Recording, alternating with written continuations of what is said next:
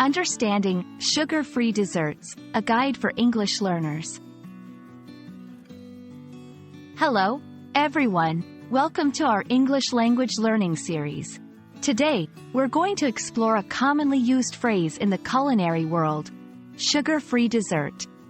This phrase is not only important for those who love sweets but also essential for understanding modern dietary choices and health-related discussions. Let's dive in and find out what exactly sugar-free dessert means. First, let's break down the phrase into two parts, sugar-free and dessert. Sugar-free refers to food or products that do not contain added sugar. This term is crucial for people monitoring their sugar intake, such as diabetics or those looking to reduce calories.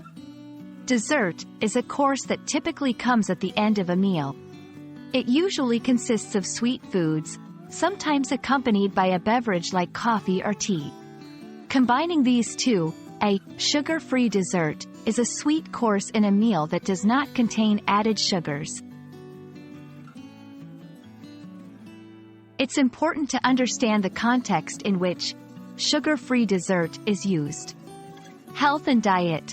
This phrase is often found in conversations about healthy eating or special diets. Cooking and recipes. You might encounter this term in cookbooks or cooking shows focusing on healthier dessert options. Restaurants and cafes. Menus often feature sugar-free options to cater to customers with specific dietary needs. Let's look at some examples to see how this phrase is used in sentences.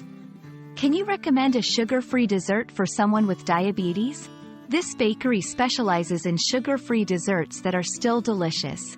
I'm trying to cut down on sugar, so I opted for a sugar-free dessert. Understanding the phrase, sugar-free dessert, is not just about learning new words but also about gaining insight into health-conscious dietary choices. We hope this video helps you understand and use this phrase confidently in your conversations. Remember, learning English can be as sweet as a dessert, even a sugar-free one.